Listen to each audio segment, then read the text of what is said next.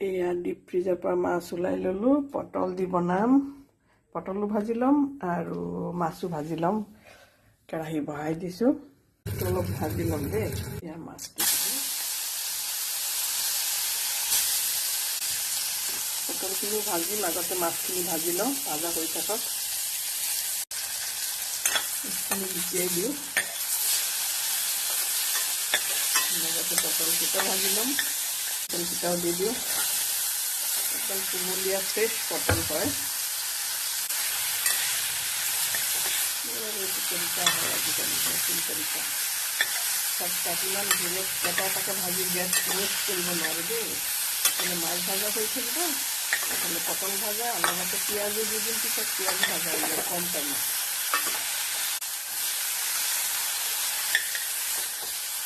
পটল ভাজিম বুলি ভাবিছোঁ, পিছত ভাবিলোঁ মাছ আছে যদি মাছ দি খাই চাওঁ। বাকলিখিনি ধুনীয়াকৈ গুচাই লৈছোঁ। ইফালে এতিয়া এনেকুৱা শ্বৰ্টকাট মাৰোঁ, মই সেইটোৱে দেখাইছোঁ। জিৰা ভাজা চেণ্টটো লাগিব ন, জিৰা দি দিলোঁ অকণমান, কেঁচা জিৰা। লগতে ইয়াতে অলপ তেল স্প্ৰে কৰি দিলোঁ সামান্য। জিৰাটো ভাজা হৈ গ'ল, দি দিম পিঁয়াজো ভাজা হৈ যাব। বুজিছেনে? শ্বৰ্টকাটে, একদম শ্বৰ্টকাটে। নিমখ দি দিলোঁ, লগতে পিঁয়াজৰ লগত অলপ নিমখ দি দিলোঁ।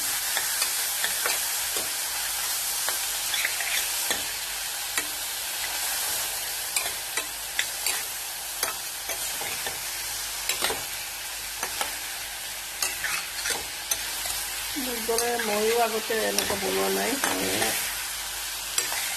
এইবিলাক শ্বৰ্টকাটে ওলাইছোঁ, কোনেও নবনায় এনেকৈ।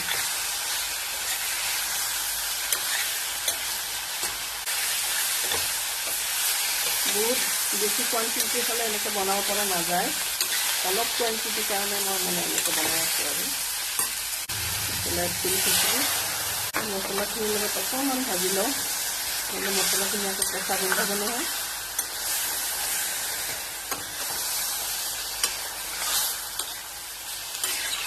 তো হালধি গুড়ি, জিৰা গুড়ি, নিমখ, ধনিয়া চব দি দিছিলোঁ। কেঁচা জলকীয়া আৰু পিঁয়াজ ওপৰত দি দিওঁ, সিজি থাকক।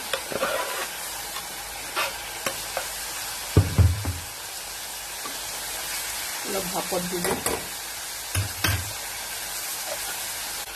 মছলাটো ভাজা হৈ থাকক, পুৰি ধৰিব বুলি পটককৈ দি দিলোঁ। তেনেকৈ পুৰি ধৰা নাই, অলপ চলপ আৰু সামান্য দেৰি কৰিলেই গ'লহেঁতেন। এতিয়া ধুনীয়াকৈ সিজাব দিম, সামান্য জোল দিওঁ।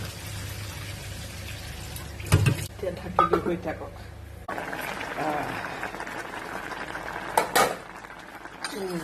ধুনীয়াকৈ জোলটো পৰিমাণ মতে আহি গৈছে। বিলাহীটোকে অলপ মেছ কৰি দিওঁ। আলু থাকিলে আলু অলপ মেছ কৰি দিলে থিকনেছ আহি গ'লহেঁতেন। বিলাহী মেছ কৰি দি আছোঁ, পটল সচৰাচৰ ইমান তেনেকৈ মেল্ট নহয়। এতিয়া দি দিম মোৰ মন পচন্দ আজোল। হেল্ডি হয় আৰু স্মেলটো ধুনীয়া দেই। আপোনালোকে খোৱা নাই যদি ট্ৰাই কৰি চাব। চব্জিত, দালিত, মাছত খাই বহুত টেষ্টি লাগে স্মেলটো।